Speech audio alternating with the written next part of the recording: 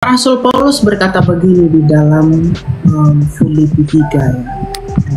Dia berkata begini, yang ku kehendaki ialah mengenal Dia, mengenal Tuhan dengan benar, mengenal Kristus dengan benar. Nah, sebenarnya menjadi pertanyaan itu bukan masalah ke gereja tidak ke gereja, tapi apakah kamu sudah kenal Dia? Itu yang penting, karena di sela-sela banyak orang bekerja, kesibukan banyak orang, itu juga masih punya kesempatan kok mengenal Tuhan. Di dalam doanya secara pribadi, besbah doa pribadi, itu bisa dilakukan. Nah, pengenalan akan Tuhan itu tidak semerta-merta tentang belajar, tetapi pengalaman kita dengan Tuhan. Tapi belajar itu perlu. 2 Timotius 3 ayat 16, kitab suci ini perlu untuk menuntun kita. Kalau ini kita tidak baca, ini kita tidak pelajari, dan ini tidak kita pahami, kita tidak bisa mengerti arti kitab suci ini apa. Karena tulisan-tulisan yang diinfokan oleh Allah ini bermanfaat untuk mengajar, menyatakan kesalahan. Jadi kita akan tidak peka dengan apa yang salah, apa yang benar, kalau kita nggak belajar. Jadi pengajaran yang benar, hal-hal yang benar yang kita terima, itu akan melahirkan penyembahan yang benar dan sikap hidup yang benar. Jadi bukan masalah tidak ada waktu, lebih ke manajemen waktu aja sih. Jadi bagaimana caranya dekat dengan Tuhan dengan kesibukan-kesibukan yang seperti itu, ya, lebih sungguh, lebih termotivasi untuk belajar tentang Tuhan. Jadi ada waktu dan sholat yang disediakan bagi pengenalan. Karena yang tahu Anda tidak gereja, mengapa Anda melakukan itu kan hanya Anda sendiri. Kadang-kadang ya itu saya lupa. Ya, kadang-kadang itu lebih dari berapa bulan udah nggak ingat, udah nggak ke gereja. Apa nggak masalah ya kalau misalnya kalau saya udah beberapa bulan ini sudah nggak ke gereja atau sudah nggak beribadah. Padahal saya kalau misalnya ya, karena kalau malas-malasan itu salah, nggak boleh, itu dosa. Tetap dosa juga ya kalau yang kayak gitu ya. Gitu. Jadi lebih dilihatin aja sih. Kalau mau kita, Tuhan kan suruh kita jangan menghindari pertemuan-pertemuan ibadah seperti yang dibiasakan beberapa orang menurut surat Ibrani. Biasanya kan gini orang bilang yang penting kita percaya sama Tuhan, sering berdoa. Kalau kita nggak pergi ke ibadah, kita berdoa agar supaya Tuhan selalu ada di sisi di hati dan pikiran kita. Kalau ada waktu ke gereja harus ke gereja, kalau nggak ada ya enggak. Karena bersekutu di dalam gereja itu bukti bahwa kita beriman.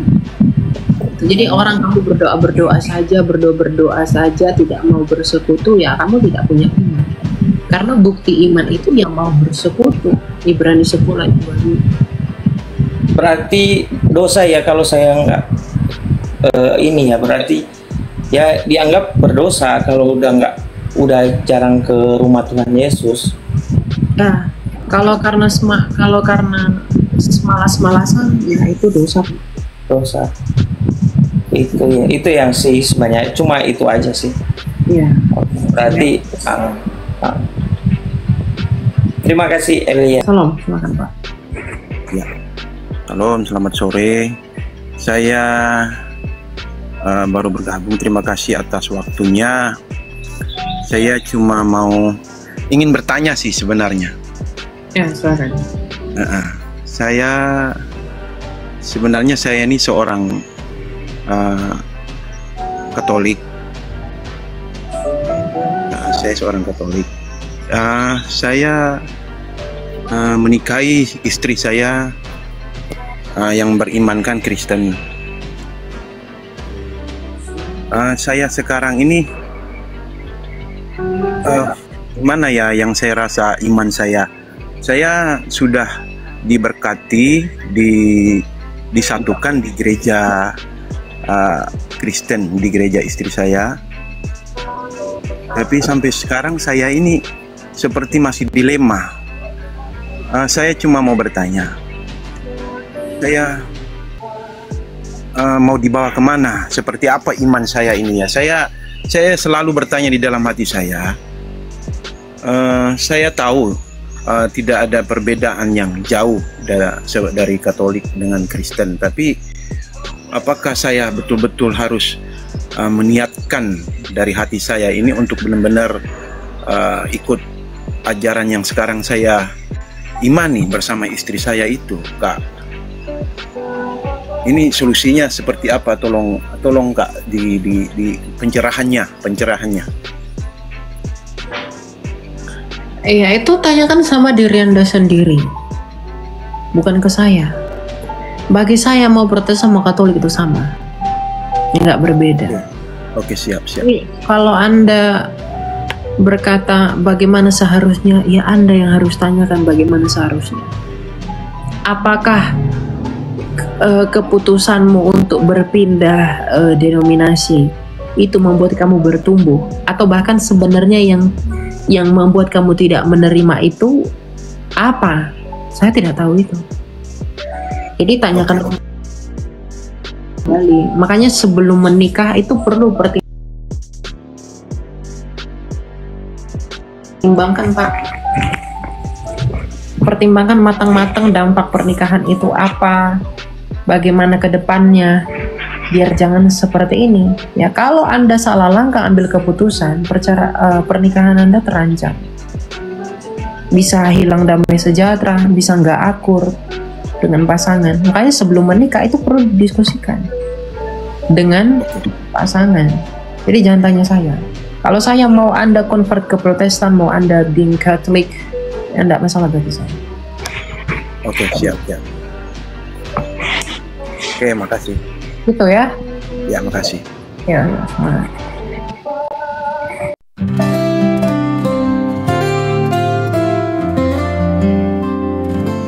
Dalam setiap langkah yang ku jalani,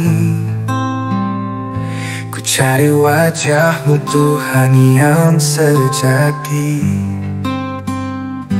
mengenal-Mu lebih dalam setiap hari adalah bukti iman yang tak pernah mati. Mengenal-Mu lebih dalam, bukti iman yang hidup. Setiap doa dan pujian, bukti kasih yang tulus. Dalam setiap saat ku jaga iman ini, Yesus, dalam-Mu ku temukan kekuatan abadi.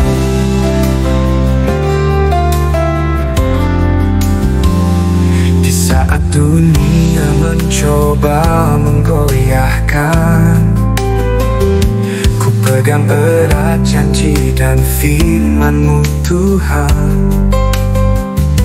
Dengan iman yang terus dipelihara, ku yakin Kau selalu menyertai-Ku selamanya. Mengenal-Mu lebih dalam, bukti iman yang hidup. Setiap doa dan pujian, bukti kasih yang tulus. Dalam setiap saat ku jaga iman ini, Yesus, dalam-Mu ku temukan kekuatan abadi.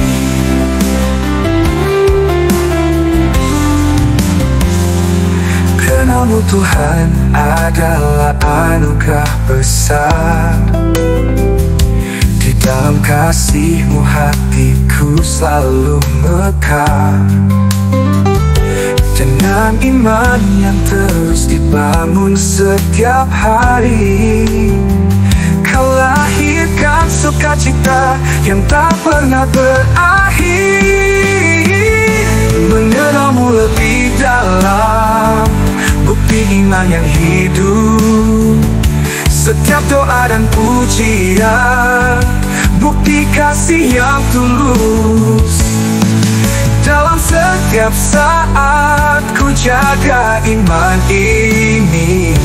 Yesus, dalam-Mu ku temukan kekuatan abadi. Yesus, Kau harapan yang takkan pudar. Dengan iman ku pegang janji-Mu yang besar. Mengenal-Mu lebih dalam, itu tujuanku. Dalam-Mu Tuhan ku temukan hidup yang penuh kasih dan syukur. Mengenal-Mu Tuhan adalah yang tahukan kekuatan abadi. Kenal-Mu Tuhan ku temukan hidup yang penuh kasih dan syukur.